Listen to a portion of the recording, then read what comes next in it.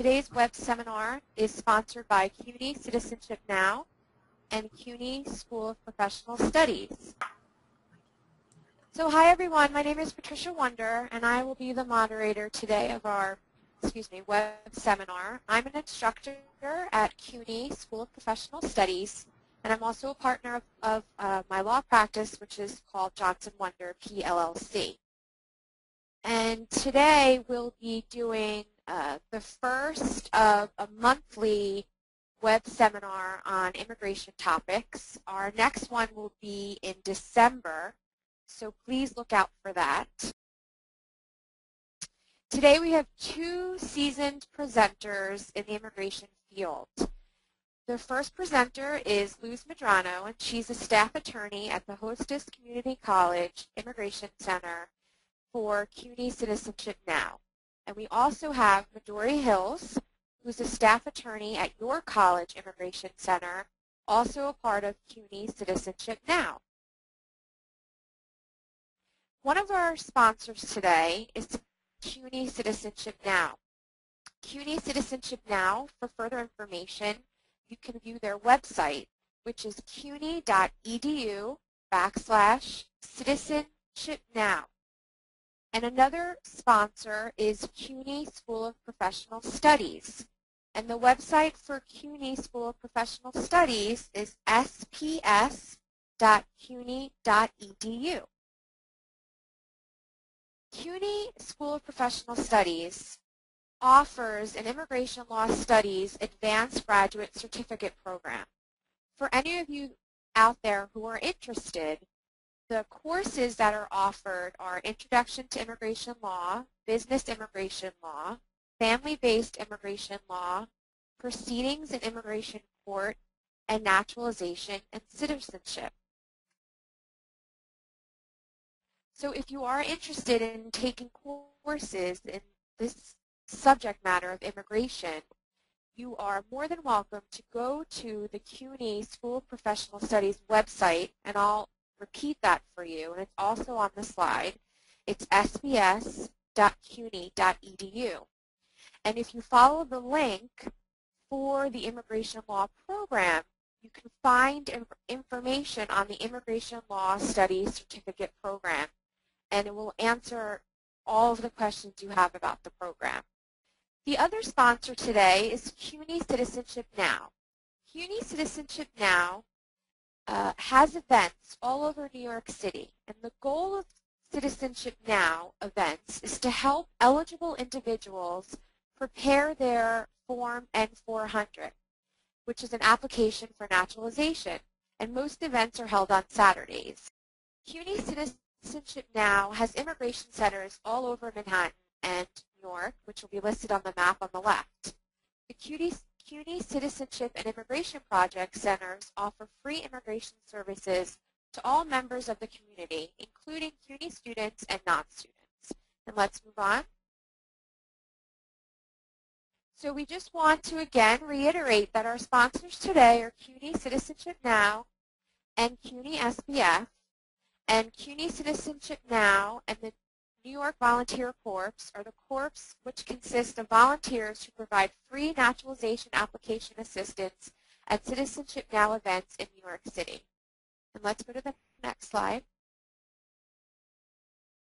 And if you are interested in volunteering, because CUNY New York City Citizenship Now Corps actually has hundreds of volunteers that come out and help individuals complete their naturalization applications, you're more than welcome to complete a registration form at the following website, which is listed on the slide, cuny.edu/citizenshipnow/volunteer. And let's move on to the next slide.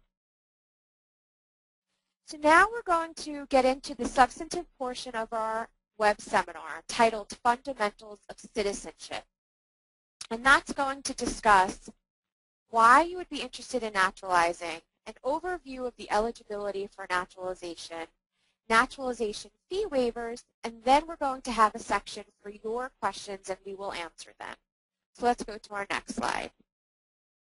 I'd like to reintroduce Midori Hills, who's a staff attorney at your college immigration center for CUNY Citizenship Now, who will begin this portion of the presentation. Midori?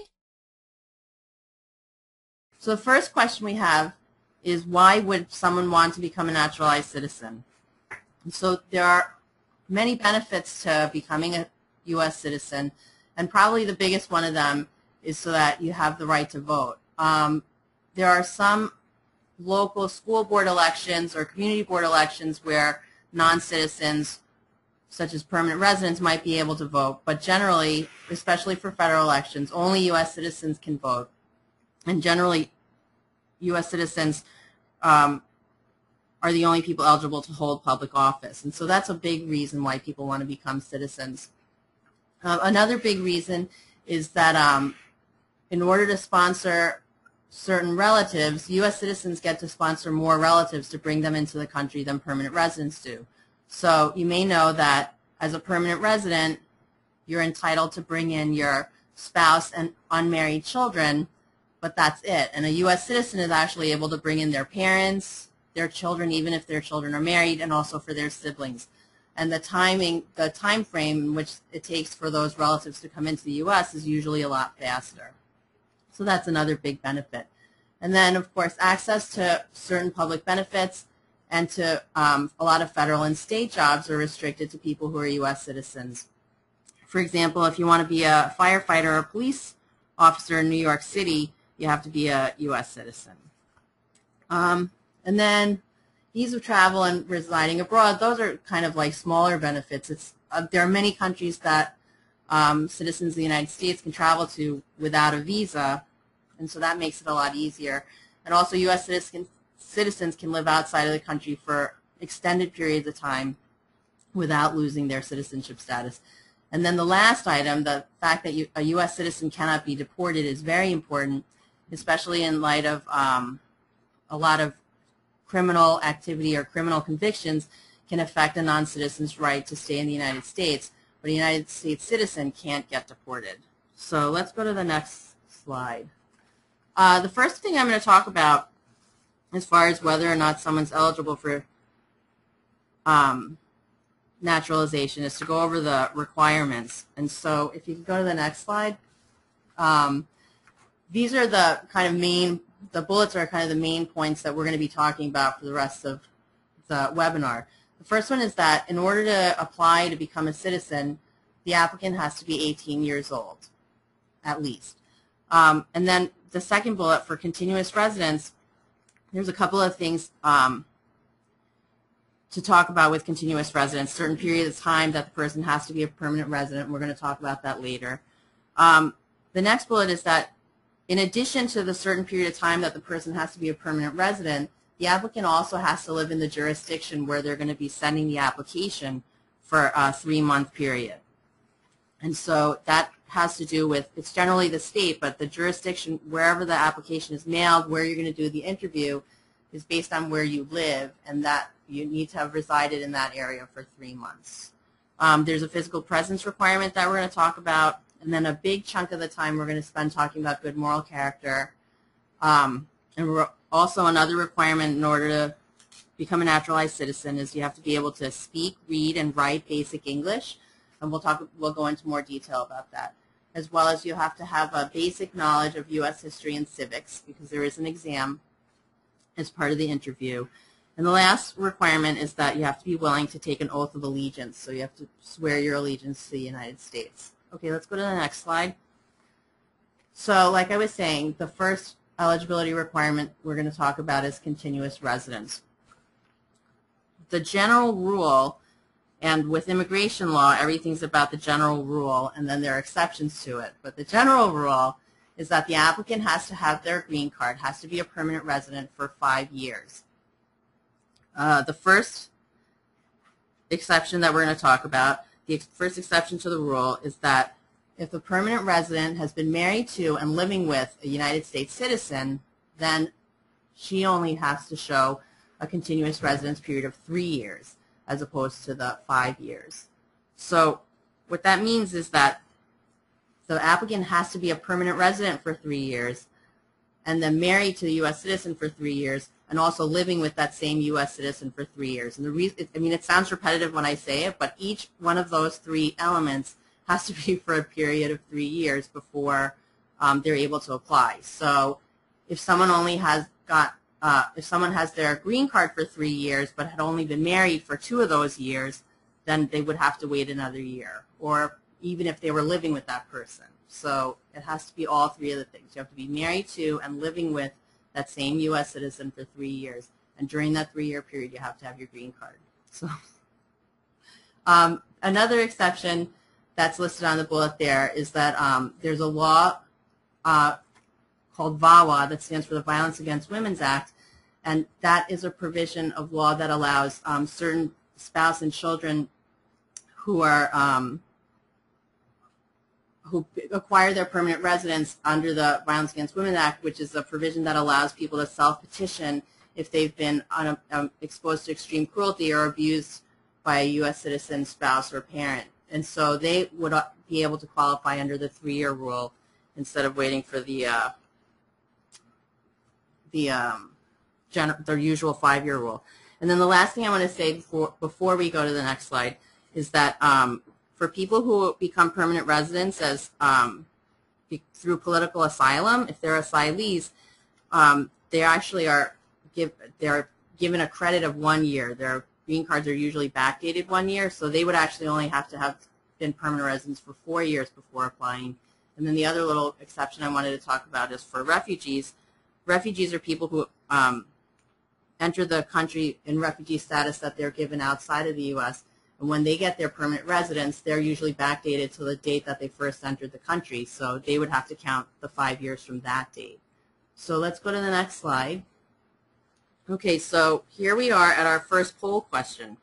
So what we're doing with the poll questions is that we have this question set up, and then we're going to have a poll where you're actually going to be able to answer you're going to have to answer this question: when is she going to be able to apply for citizenship? And then we'll discuss that a little bit. So here's the scenario. Annabelle is a nurse. She became a lawful permanent resident in 2007 because the hospital where she works sponsored her.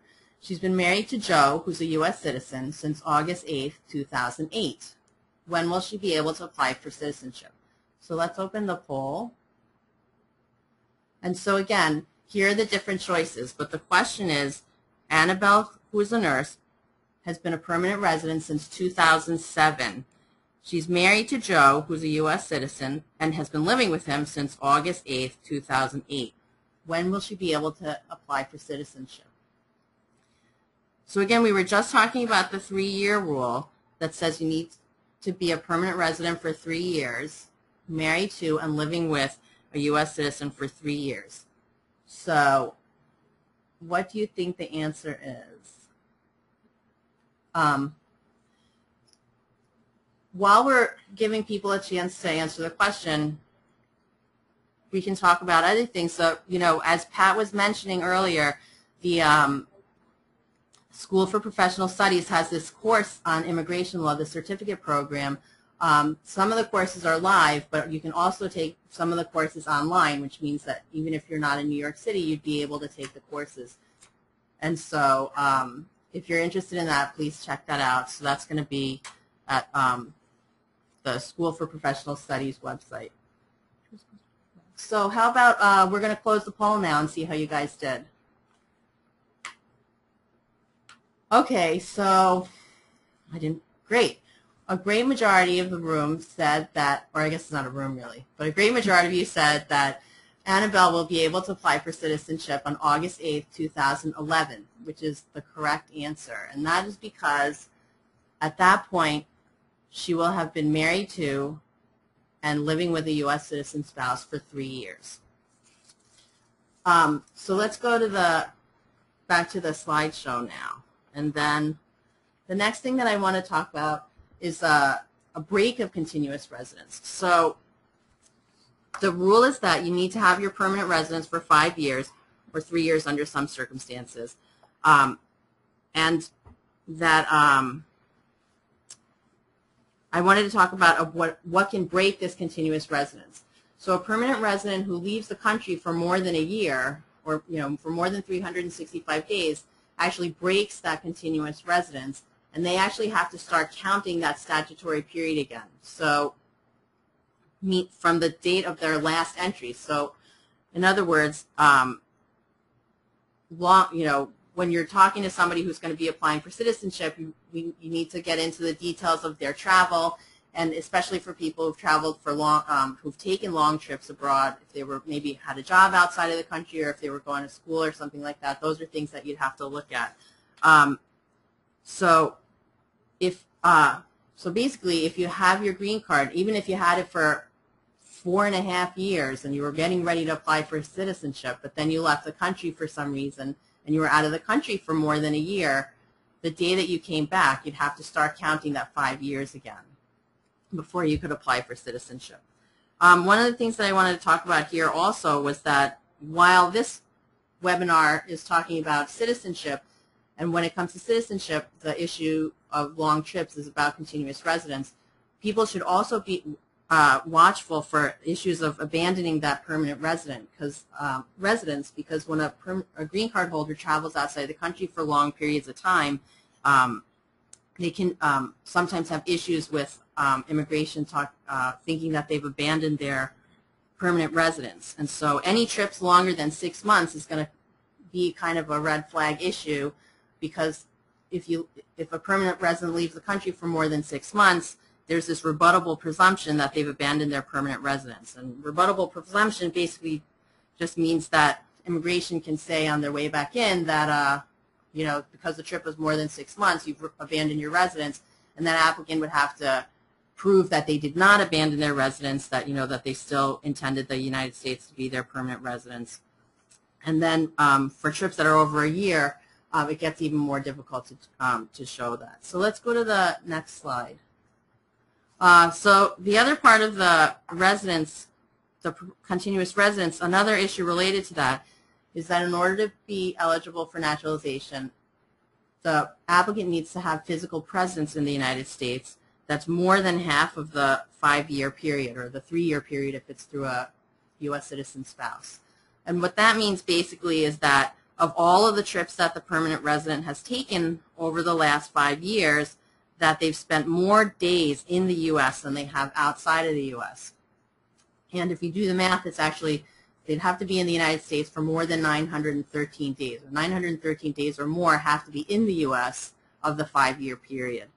And so if a person has a lot of trips, that's something to look out for. If they have, maybe they haven't traveled that much, but they travel for extended periods of time, then you want to really go over their application carefully to make sure that the total number of days that they've had in the United States over the last 5 years, that's what counts, and so that they have been here more than half of that time. Okay, so let's go on to the next slide. And so this is our second poll question. So this question is about Jean-Claude, who is a lawful permanent resident, and he has been since 2000. He's been going to med school in France for the last 4 years, coming into the United States for 2 weeks over the New Year break and 2 months of July and August in the summer. Jean-Claude has been out of the country for 9.5 months each year since 2006. So let's open the poll. And so the question is, can he file for citizenship now? So again, we're talking about someone who's had his green card since the year 2000, but over the last 4 years, so from 2006 through 2010, he's been spending 9.5 months of each year outside of the country. So will he be able to apply for citizenship now? And so your choices are either, yes, he is, because he's had his green card because from 2000 to 2006 he was physically present, or no, he doesn't meet the physical presence requirements. While we're thinking about that, or while you guys are thinking about that and answering it, I'm going to talk a little bit about the citizenship events that we do. So for those of you who are on the webinar from the New York area, I will say that the CUNY Citizenship Now has events usually about twice a month, and they're usually on the weekends, where we go out into the communities where especially where we don't have immigration centers, so we can serve the community where they live. And we help permanent residents apply for their citizenship. And it's a great way for to put in some volunteer hours and have kind of a direct line on the ground work with people who are going through the citizenship process. It's great for, we have a lot of students who come out, law students or other college undergrads who come out, and it's a lot of fun. So should we close the poll then? Okay, so a great many of you said that no, Jean-Claude does not meet the physical presence requirement, and that's actually the correct answer. So although Jean-Claude was a permanent resident since 2000, and so he was a permanent resident, and he didn't seem to have any travel issues for the first 6 years of his permanent residence here, he did not apply then. And so since in the last 5 years, which is really the period that immigration is most concerned with, he has actually hardly not been in the United States at all. So he would not meet the physical presence requirement, and he would have to, I guess once he finished with med school or whatever it was, he would have to come in and be in the U.S. for a longer period of time than he's outside before he'd be able to apply for citizenship. So thank you for that, and let's go back to the slideshow. Oh, and so I'm going to turn things over to Luz Medrano again, who's the staff attorney at the Hostos College Immigration Center, and she's going to take over the next section. Luz? Thanks, Midori. Yeah, as Midori said, I'm the staff attorney at the Hostos Community College Immigration Center in the Bronx, where we provide free immigration services to the community. You don't have to be a CUNY student. You don't have to live in the Bronx. You don't have to go to the school. And that's all a part of the CUNY Citizenship Now project. And I'm going to really focus on good moral character issues as well as the English requirements. So if we get to the next slide, we can just jump right in with good moral character. So we're talking about what basic eligibility requirements people need. And to apply for citizenship, you need to show that you've had good moral character for the statutory period. That's the 5-year period or the 3-year period if you're applying under the U.S. citizen exception. So generally, what you're looking for is the last 5 years. And what does immigration look at when they look at good moral character? They absolutely look at, your arrest record and your criminal activity. But they also look at whether you've been filing taxes. They look at whether you've been fulfilling your child support obligations. If you're a male and you lived here at a certain time, whether you complied with the selective service requirements. Believe it or not, they do actually look at crimes committed outside of the statutory period, because those can make you inadmissible, deportable, and we'll go over some of those in the upcoming slides. So all of these things have their own slide except for this last bullet, which is other unlawful acts, and I just wanted to kind of give an example of what an act would be that is not a criminal activity, right? So if someone has committed adultery and they're listing another child on their application that is not the child of their spouse, and that happened within the last 5 years, I often advise people not to apply. Certainly if they're trying to apply under the 3-year rule and they just had a kid with another person in the last 3 years, that person certainly should not apply until they're past that in the statutory period. So if they had a kid last year, they should wait 5 years from that if that kid was out of adultery. So let's move on to the next slide and get more into crimes, which is really the juicy part of good moral character. So applicants who have prior arrests, and I'm going to say that again, prior arrests and convictions should always see an immigration expert before filing. And yes, it's just even for arrests, even if the case was dismissed, you should absolutely see an immigration expert. All arrests need to be disclosed, and I can't emphasize this enough, that clients often come and say, no, I wasn't arrested, they just held me for a while. And I have to ask, have you ever been in handcuffs? Have you ever been fingerprinted? Because obviously people don't want to remember probably embarrassing events or things that happened in their past, but unfortunately as part of our job, we do have to make sure that they're eligible. And not only that, but that they're not going to subject themselves to deportation or inadmissibility. So in the second bullet, it says crimes can make non-citizens including lawful permanent residents, ineligible for naturalization. So that would mean, no, you can't apply for citizenship or you can't ever become a citizen. But it can also make someone removable. The term of art in immigration is removable. It's really deportable. And what does that mean? So to be deportable is that they can apply for citizenship, and instead of getting that naturalization interview, they'll get a deportation notice. And that deportation notice is going to say, because of this crime, you have to leave the country, pretty much. Or it could make someone inadmissible to the United States. So again, it's all immigration terms of art, but just to explain it, if the person were to travel outside the U.S. and a crime makes them inadmissible, they could be denied entry when they're trying to come back into the U.S., even though they're a lawful permanent resident, even if they've lived here for 20 some odd years, even if they've traveled 15 times before that, it still could make them inadmissible. And so these are all the things that experts look at when they're analyzing the crimes in the case. You know, just as another example with crimes, if someone is, at least in the New York district, if someone is on probation during the statutory period, meaning during the 5 or 3 year period, oftentimes those people, their applications are also denied. So it could be, you know, you had 1 year probation, but you should wait to apply. There's always much more to be said about crimes and eligibility about crimes, and this is really just the fundamentals. So we'll leave that at that and move on to the next slide, which is our first poll question in good moral character. So Maria Lourdes was a troubled teen. She was arrested several times during high school, mostly for shoplifting, but also a couple times for fighting with other girls. She's a real winner, this one. She's 23 now and has settled down a lot. She goes to Hunter College, where she's studying history, and has a part-time job at a cafe. So will Maria Lourdes have trouble naturalizing? So we're going to open up the poll question. If you could just select one of the answers. You know, and let me just reread the question so we're looking at the issues here. So she was arrested several times during high school, shoplifting perhaps, and then fighting with other girls.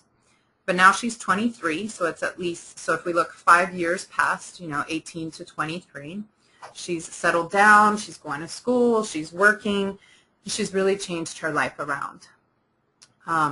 While you guys are still getting, you know, the answers answered or the question answered, I'll let you know about, I did say that I work at the Holst Hills Community College Immigration Center, and what we do there is we provide free immigration services to the community.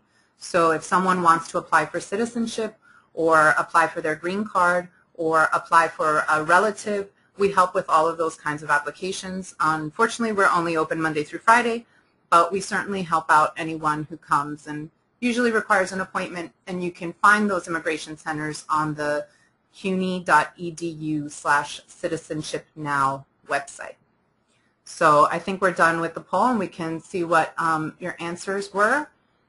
Yeah, and I always thought that this had a little bit of a tricky answer. So almost 50% of you said not sure referred to a legal expert for advice, which I think is always the right answer when there's crimes involved. The next one would be 19% between two answers. So yes, so she will have trouble naturalizing, yes, because she has criminal history, or no, because the crimes were committed when she was a minor. So obviously this is a question that brings a lot of debate. I think, you know, we don't know whether these are convictions. We were just told she was arrested. So that's number one. Number two is if she was a juvenile, then if there were convictions, then they might have been under the youthful offender conviction, in which case for immigration purposes it does not count as a conviction. So when you're tried as a juvenile in New York and you get a youthful offender conviction, that doesn't actually become a conviction for immigration purposes. But I think 50% of you are correct in that you should always seek legal expert for advice when it comes to crimes. So let's move on to the next slide and get out of crimes and move into taxes. So immigration likes to see that people are filing their taxes. If you're working, you must file taxes. So if the applicant filed taxes within the 3 or 5 year period, that person must bring copies of the returns with them to the interview. Obviously, if you haven't been working or if you've been disabled or on SSI, you don't have to pay taxes, but that information should be documented with proof of how do you support yourself. Immigration is not silly, and if they see that you take 5 trips every year to your home country, yet you have no income, they might begin to question how you're able to take so many trips. If the applicant actually owes taxes, I always suggest before they submit their application for citizenship that they enter into an installment agreement with the IRS, and it's called a payment plan, and you can pay as little as $10 a month or as much as you have. And immigration really just wants to see that you've entered into that payment plan, that you are trying to comply with your obligations. And just a special note that if you're filing under the 3-year rule, which is you're filing with your U.S. citizen spouse because you've been married to and living with them for 3 years, then you should file those taxes married. It could be married filing separate or married filing joint, but it should be married. Okay, so let's move on to the next slide. More on good moral character, and we get to child support. And this is, I think, an area most people are really unaware of. But immigration wants to make sure that you're fulfilling your obligations, and those obligations are, your obligations to the IRS, but also your obligations to any children you might have, any underage children. So applicants are required to provide child support to children who don't reside with them, and they should provide proof that they pay regularly their child support, or that they're not required to, that some court has said, oh, there's a termination of child support. There doesn't have to be a specific child support order in place for immigration to ask you whether you support your children, and it could even apply to children who are abroad. So if you have 4 children abroad underage, then you should provide proof that you send them money orders or whatever you send them, however you send them. And this, it doesn't even matter the good faith of the applicant. If I have an example of actually a personal friend who applied for citizenship.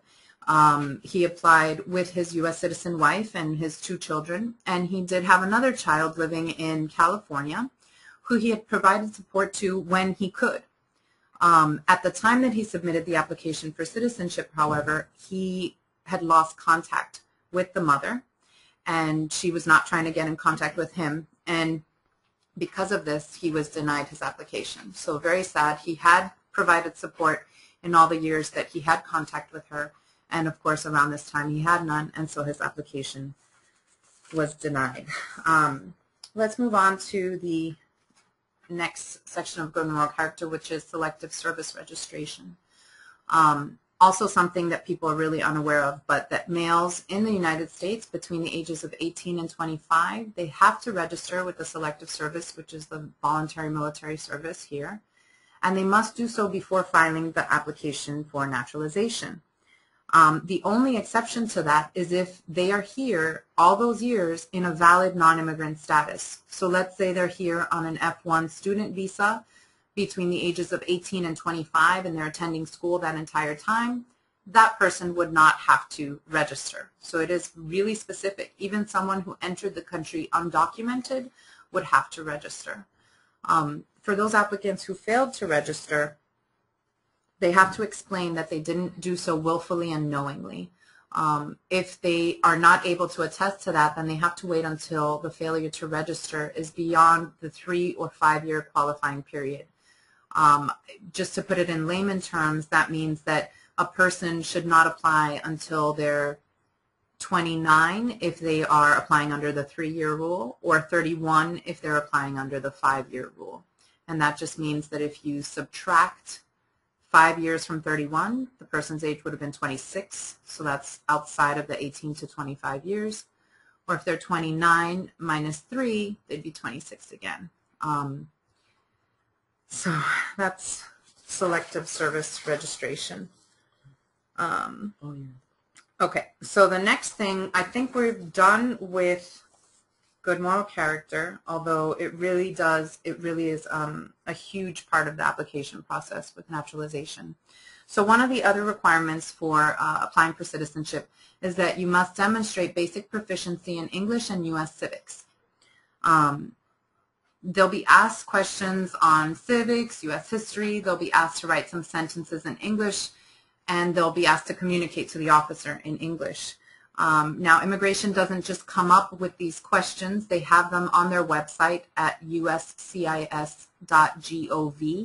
It's from a list of 100 questions, and it can be something as simple as what are the colors of the flag, to something as complicated as, you know, explain why there's checks and balances and 3 branches of government and all these great government questions, which I love, but I don't think everybody else does.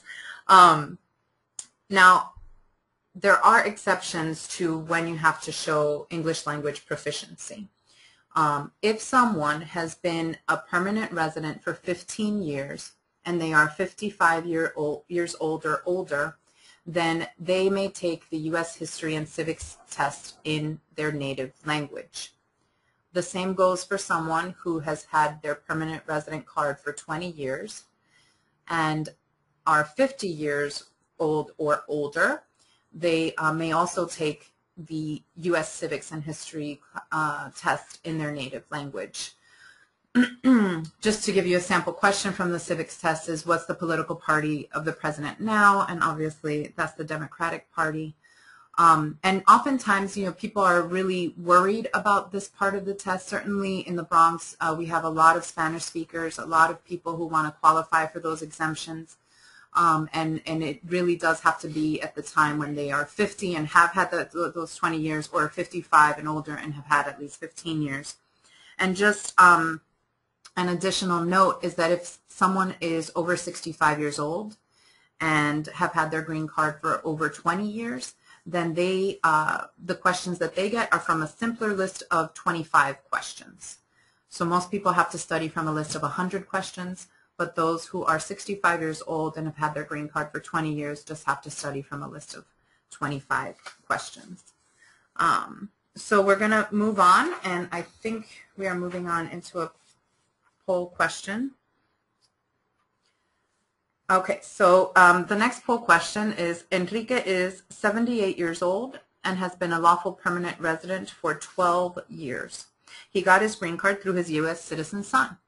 Enrique does not speak English, and because he grew up on a farm in a remote area of his country, he never learned to read or write. Will Enrique qualify for citizenship? So we're going to open the poll question, and the question is, will Enrique qualify for citizenship? And we want you to select one of the following. Yes, he deserves to become a citizen. Yes, if he can learn English before his interview. Yes, if Enrique waits until he has been an LPR for 15 years. Or yes, if Enrique gets a sympathetic officer. Those are pretty funny. So just to reread the question, Enrique is 78 and has had his green card for 12 years. He got it through his son, but he doesn't speak English, and he never learned to read or write. So, you know, we went over some of the exceptions to the rule, and it might be a sad situation, but we'll see what the answers are in a second or so. But it is very important that people analyze everyone's case very closely.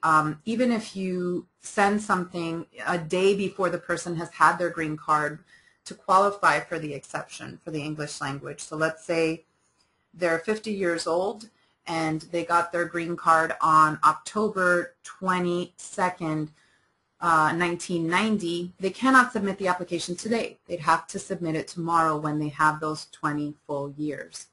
Now, something that we didn't mention is that you can always submit your application for naturalization 90 days before the 5-year or the 3-year anniversary. But you've got to make sure that the other parts of the equation also fit in. So someone, let's say, is applying through their U.S. citizen spouse and have been living with their U.S. citizen spouse for 3 years, they can actually apply in 2 years and 9 months, but you've got to make sure they've been married to and living with the citizen for 3 years. So it gets a little tricky, but really, you know, we have all these resources online, and we have our immigration centers, so you can always feel free to call and ask these questions. That's what we're here for. So I think with that, we're going to close the poll question and see what your answers are. So most of you answered that Enrique will qualify for citizenship if he waits until he has been in LPR for 15 years, and that's the correct answer. And 23% of you said that yes, if he can learn English before his interview. You guys are very hopeful that Mr. Enrique can learn English in 3 months. That's great. But the likelihood that he'll do that is probably 0 to none. And yes, unfortunately, it doesn't matter the age of the person. It matters how many years they've had their green card. Someone who is 95 would still have to wait until they've had their green card for 15 years. It may not be fair, but that's what's written in the law, and that's what dictates. So we're going to close this, and I'm just going to reintroduce Midori, who's going to hit the rest of the slideshow. Midori? Thanks, Luz. Okay, so the next thing that we're going to talk about is the last part of the eligibility for to apply for your citizenship is to be able to take the oath of allegiance. And so the applicant who is applying for citizenship has to be willing to take an oath, and this, of course the slide says, or a modified oath, so, and that a waiver is available under certain circumstances. So I want to talk a little bit about that.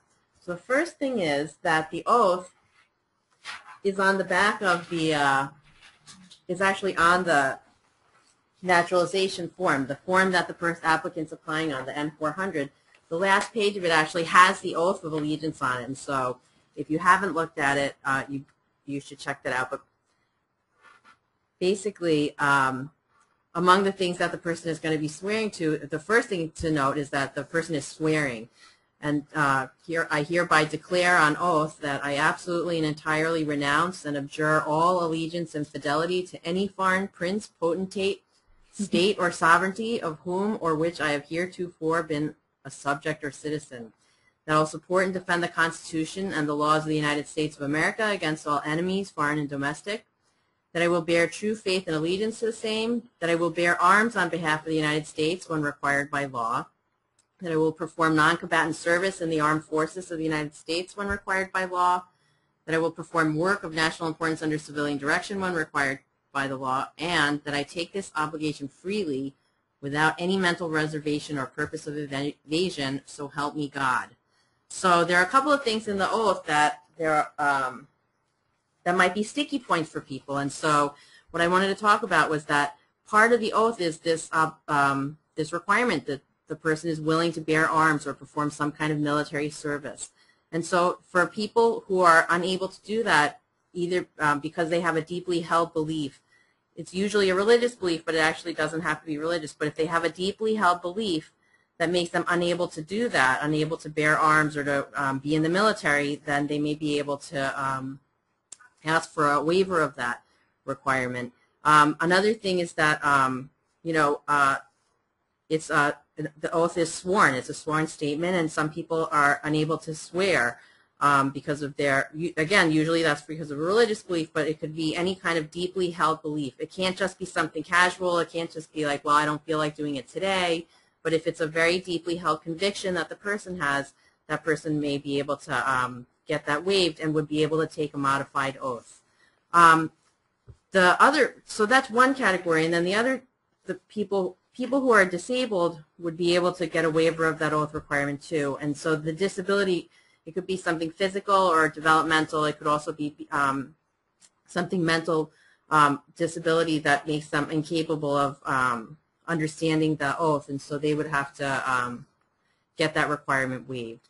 And so that's, I guess that's about what I wanted to say about the oath of allegiance. And so if we go to the next slide, I'm going to talk just a little bit about fee waivers for the naturalization fee. The application fee right now, the fee is $675, which combines the application fee and also the $80 fee for the biometrics, which is fingerprints and a digital photo. That fee can be waived in certain instances. If we go to the next slide, the applicants who who might be able to get a fee waiver are people who can show that their income is less than their expenses. So the money coming in is less than the money going out, and or if they receive public benefits, public assistance. And so, for example, at the centers at CUNY, we help a lot of people who are low income, who are either they're receiving public benefits, they may be disabled. A lot of times it's elderly people who are retired or living on small fixed incomes, and others in those kind of situations may qualify for a fee waiver. One of the things that the Immigration Service looks at is what the person's situation is now, but also what's the prospect of the income in the future like. And so, for example, somebody might be supporting herself go through college and living independently outside of their parents or other family members, but they might be struggling to put themselves through grad school or something like that. But the Immigration Service may feel that that person's potential to earn in the future is going to be bright enough that perhaps they might not qualify. So somebody who was maybe somebody who was retired or somebody who was permanently disabled and not able to work would be maybe a more sympathetic case to obtain a fee waiver. One thing that I wanted to mention at this point about the fee waivers is that an application for citizenship is different from an application to get permanent residence. And so if you have some experience with immigration, you may know that one of the requirements for someone who's applying to become a permanent resident is to show that he or she is not likely to become a public charge, meaning that they're not likely to that they're going to be able to support themselves, that they're not likely to end up getting public assistance. And so a lot of times people remember that and say, well, you know, they should not be applying for fee waivers for citizenship because immigration requires this public charge thing. But the fact of the matter is that when you're applying for citizenship, there is no public charge consideration. And so if somebody is a permanent resident who's having a tough time making economic ends meet, they should not keep that from applying for citizenship. And like I said in the very beginning of the program, one of the benefits of becoming a citizen is that a U.S. citizen is eligible to apply for a wider array of public benefits and are not restricted because of their non-citizen status. And so, you know, that should not be, income should not be something, or the lack of income should not be something that prevents someone from applying for citizenship. They should apply, and they should apply with a fee waiver. And I guess the last thing, just kind of a nuts and bolts kind of thing about it, is that in order to qualify for a fee waiver, there would have to be a statement made along with a worksheet basically that shows all of the income that's coming in and all of the expenses that are going out, and the applicant would want to show backup of that. So if they're receiving public benefits, they'd want to get the budget letter from, well, in New York it's HRA, but I'm not sure if it's probably called different things in other cities. But if they're getting Social Security, they would want a statement like that, or if they're getting disability checks, they'd want to show that. And on the expenses side, they'd want to show lease or rent receipts, you know, the gas and electric bill. They'd want to show, you know, what other expenses that they have. And the last bit on that is that the income is going to be considered for the entire household. So if it's an elderly applicant, but she's living with her son, the surgeon, and his wife, the lawyer, and they're both working in private companies making lots of money, then, you know, that elderly applicant is going to need to include that family's income as her household income, so she will likely not get the fee waiver. But if it's a, you know, if it's a single person who's raising 2 young children, they're, you know, that may actually work out to her advantage, because then you're showing more that I'm supporting even more people with this lower income or the public benefits. And so that is my piece on the fee waivers. And so if we go to the next slide, we are at the questions and answers. So let's see how, where should we start with the questions? Well, thanks, Midori and Luce. You did a fabulous job, and we received a lot of questions from the audience, so we're going to go over some of them now. And the first question, Midori or Luce, if you would explain to the audience approximately how long the naturalization process takes. Yeah, I think that depends on the jurisdiction. where you're at. So, you know, we're here in New York, and in New York, I would say roughly 6 months. It could take less for most people or more for others, depending on the name check and things like that. But I think that depends on the jurisdiction. And so since we practice here in New York, I'd say roughly 6 months. Yeah, about. I would say less than that, but. I think also, thank you for that. I think also you can check online. If you go to the USCIS website, they actually list processing times approximately, so you'll know once you file approximately how long until you're called for an interview. But I think it's fair to say most jurisdictions are probably 6 months to a year, but you would have to check each jurisdiction where you apply. So the next question we received is, we received a couple of questions regarding the exceptions to the age and the number of years someone's living in the U.S. requirement as far as being able to take the test and having to do it in English versus the native language. So I think people are a little confused as far as the exceptions and whether or not, if they need the exceptions, can they take the test in their native language? So could one of you just review that a little bit? Sure. So what we're talking about is the English language and U.S. civics and history requirement. So the general requirement is that you demonstrate a proficiency to read, write, and speak a little bit of English, and also knowledge of U.S. civics and history. So if you have enough years as a green card holder and are old enough, you qualify to take the U.S. history exam in your native language. It means that you're not going to be required to read, write, or speak any English, and you'll just have to speak your answers out to the officer in your native language. So the questions will be asked orally, and you'll have to respond orally. So it's actually good for someone who is illiterate. They won't have to read or write. They'll just have to, you know, memorize the questions and answers. And the rule is if you have been a green card holder for 20 years and are 50 years old, or you've been a green card holder for 15 years and are 55 or older, then you qualify to take the U.S. history and civics part in your native language, and you won't be required to read, write, or speak in English.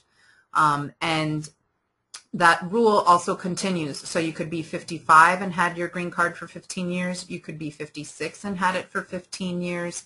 At that point, all you need is 15 years from the age of 55 and over. I hope that's answered the question, and if not, you can certainly send another question asking for more explanation. Okay, thanks, Luce. That definitely explained it.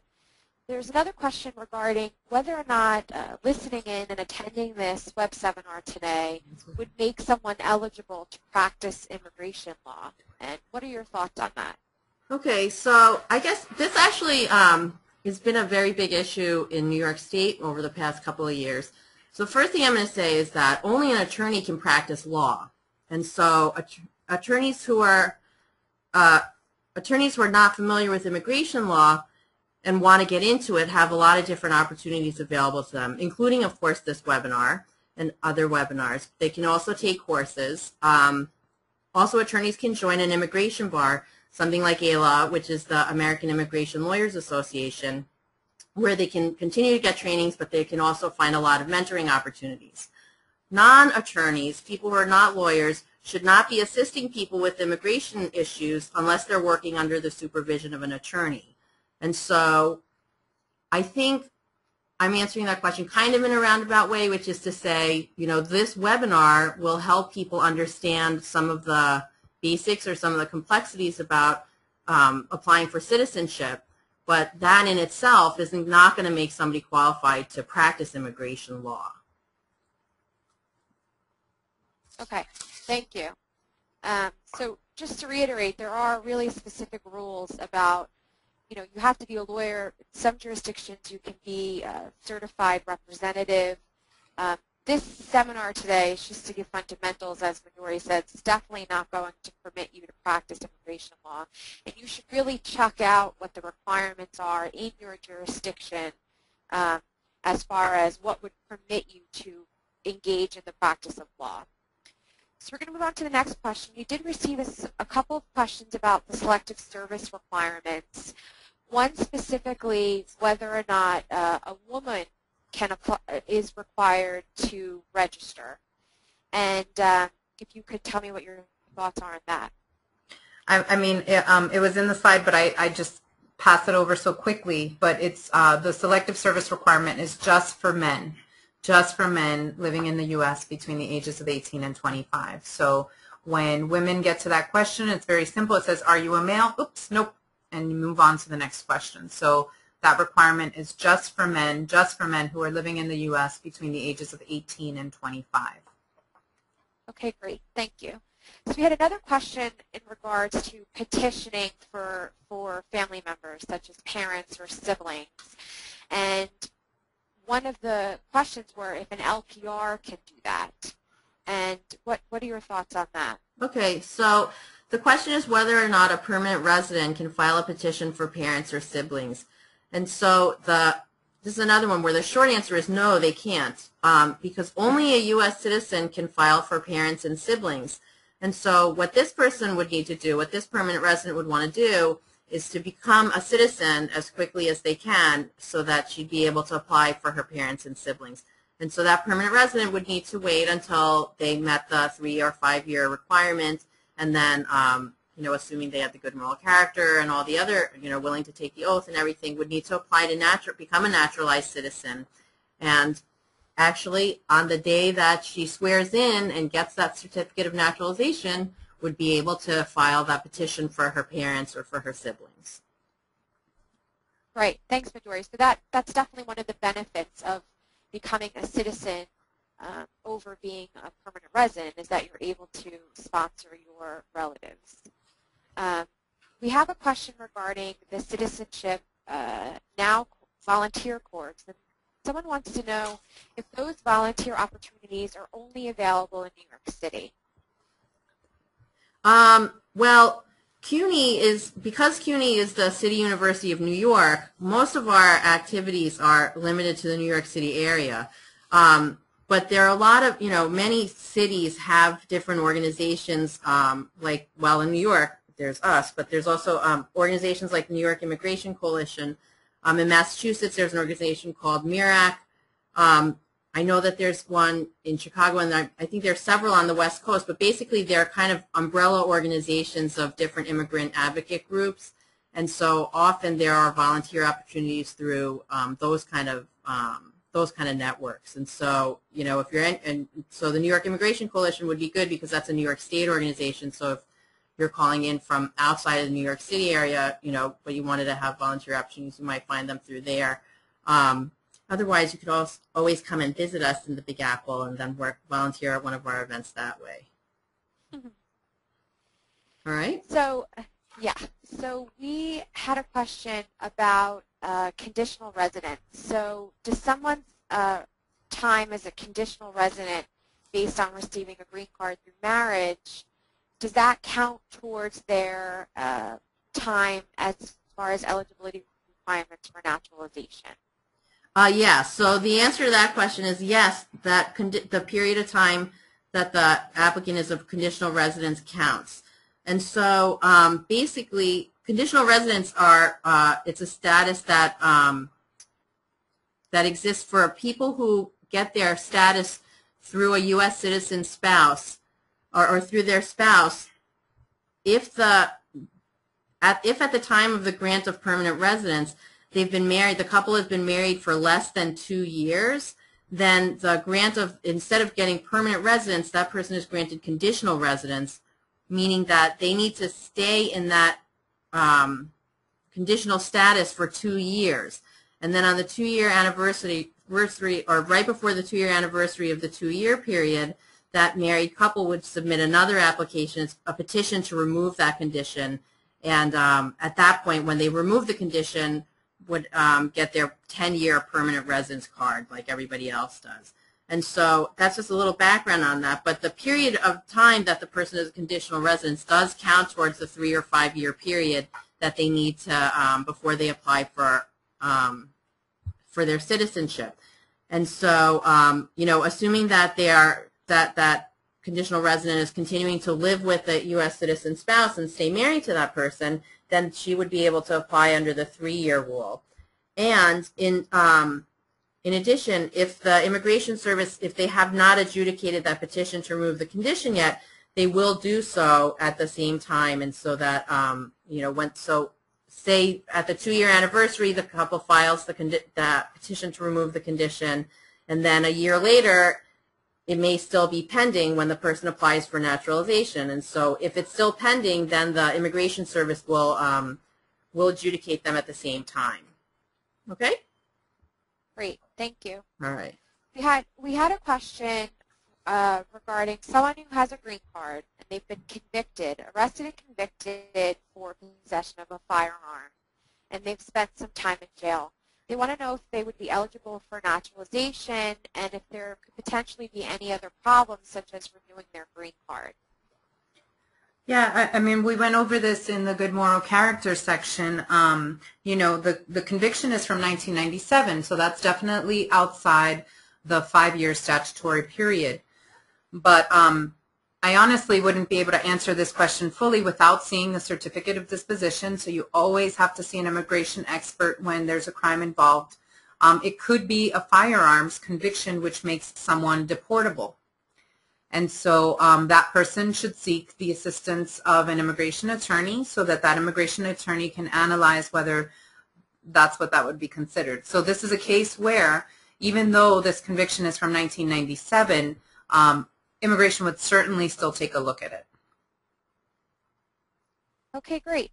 Thank you. So just to reiterate that, unfortunately, we wouldn't be able to say anything specifically to a specific arrest or disposition because every case is really different, and we can't reiterate enough. I know Luis has said it many times. We can't reiterate it enough. But if anyone has any convictions or arrests, you really need to seek advice before you file a naturalization application. So we're just going to have our last question now, and we have a question. If someone has filed a naturalization application and they're living in one state and then they move to another state while they're waiting for the application, what happens? Okay, so this question is let me see if I have the timeline right. So you said what happens if a person moves from one state to another while the application is pending? Right. So you're living in New York, file the application, then move to California while it's still pending.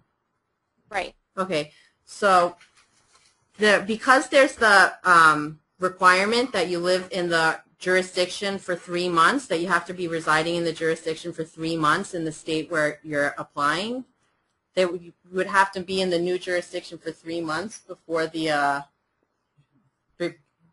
application is adjudicated, before they go to the interview. And so So most likely, right, the case is going to be transferred. So right. So it has to get to the new jurisdiction, and then in order for the new, the case would have to get transferred to the new state or the new jurisdiction, and then they wouldn't be able to adjudicate anything until that applicant had resided in the new jurisdiction for 3 months. Right. So whenever someone has a green card, they always have to notify immigration when they change their address. So most likely what will happen is that case will then be transferred to the new jurisdiction, and then the new jurisdiction will contact you when you're eligible to come in for an interview. Right.